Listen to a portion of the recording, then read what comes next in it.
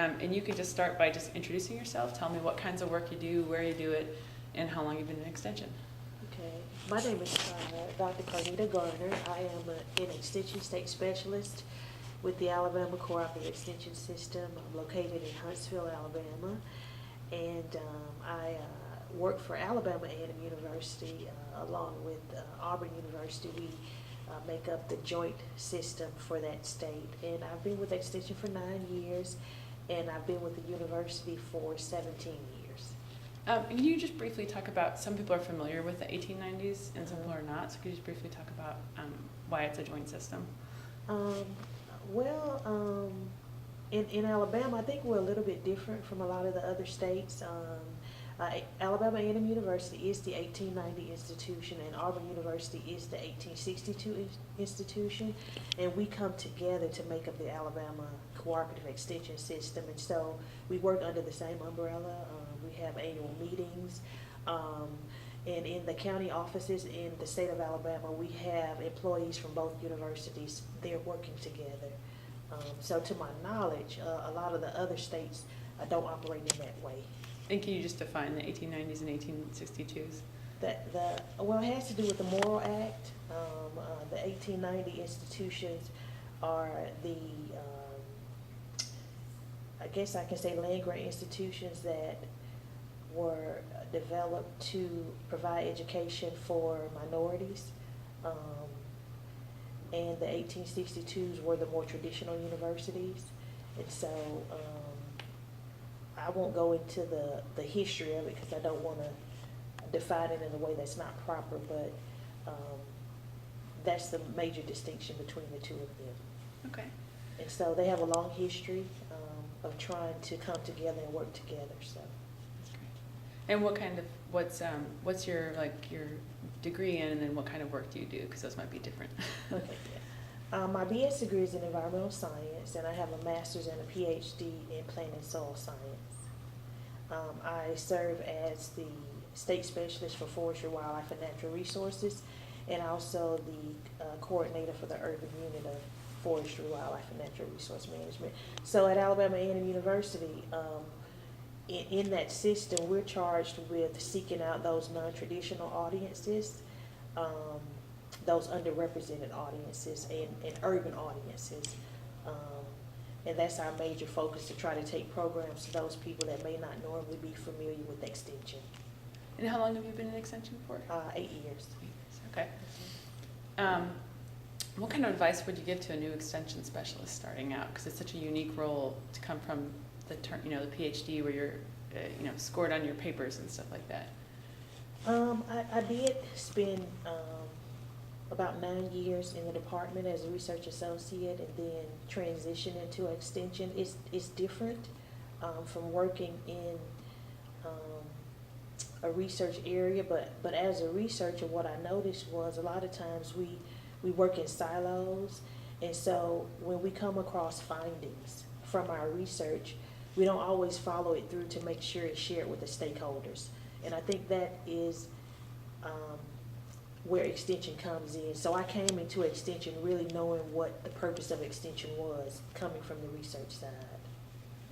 So it's very important for us to not only, work to find, those new things in research, but if we don't share it with the public, then it's like we spent, a lot of time doing something that didn't benefit anyone. So that's one of the reasons I chose to come to Extension. What have you found most rewarding about Extension? Is that part of it, or? Yeah, providing that increase in knowledge for the public, because as an environmental person, you have that passion, that burning to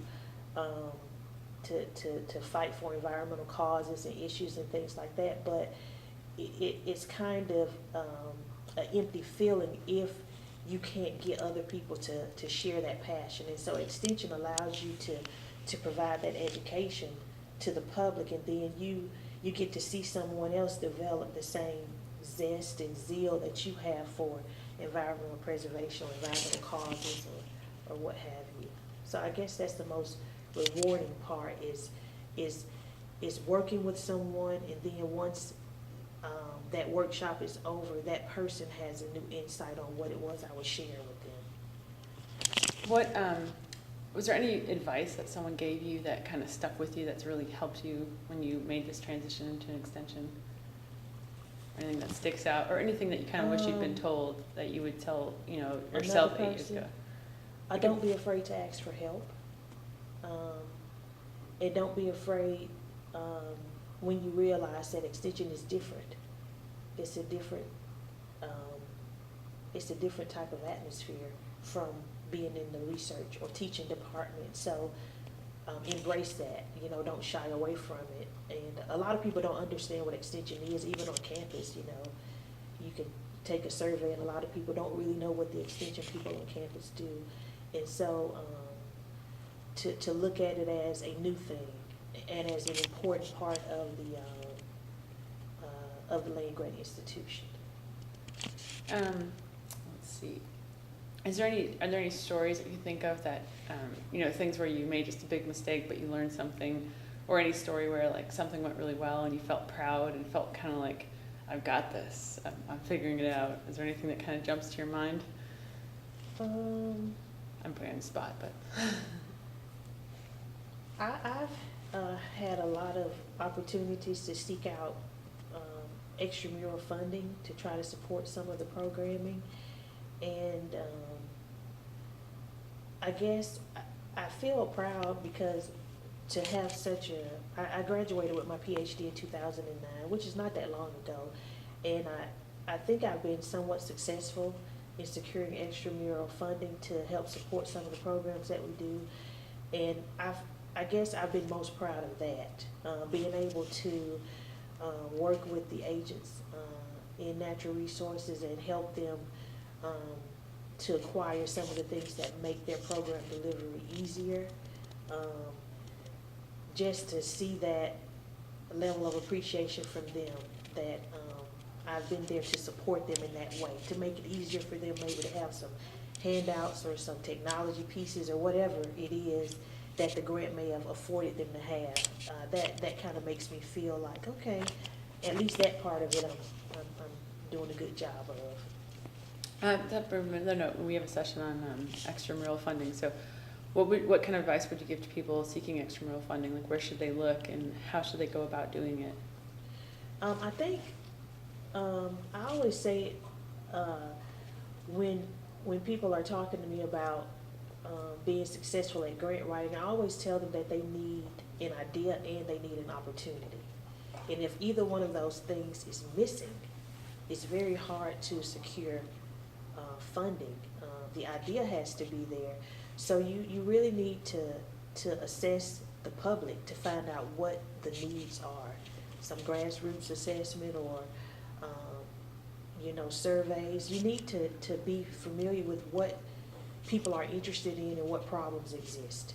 And then you need to know what opportunities are out there for that issue.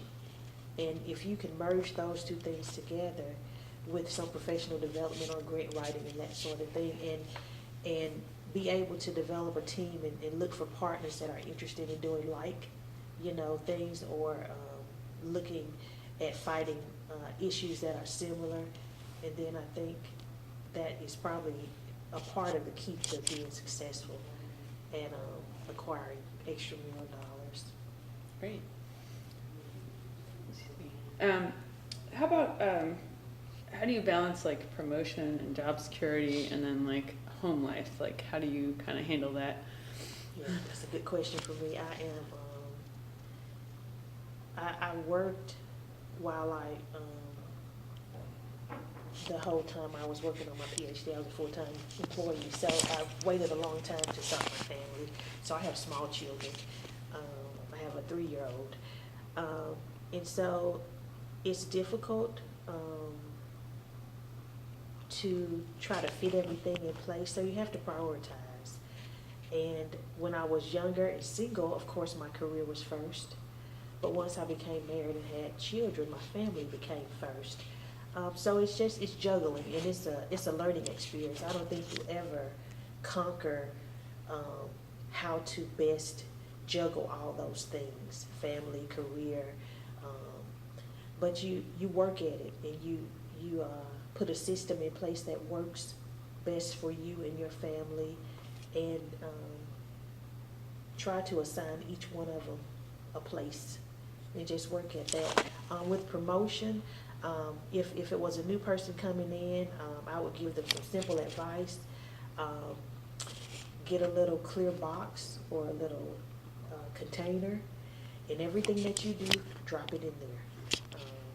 Whether it's a workshop, whether it's a conference, whether it's a grant you worked on, whether it's a meeting you went to, and 5-10 years later when you get ready to go up for promotion, you won't be searching for those things. You'll have them there.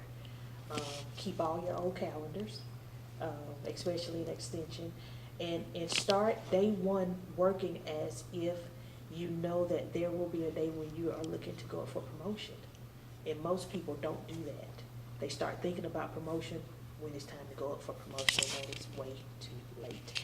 And then another good piece of advice for a young person: know what your promotion criteria is when you first start, and that way you will know what to work towards. Most people don't know that either. So that's some advice, and that's coming from working with a lot of professors in the teaching and research department, as well as people in extension, because a lot of times promotion is different in those two areas. But that's some advice that I received when I first got to extension. I still use it today. So. Great. Is there anything else you'd like to add? Just extension is a great career. I often interact with a lot of college students, and during their time in college, they really don't know that extension is an option for them. And so I think that is important as extension specialists and agents and administrators, that we encourage the college students to seek out extension as a career option as well when they're at the university. So maybe a little bit more interaction from extension with the students on campus to let them know that we are there as well as a career choice for them. All right.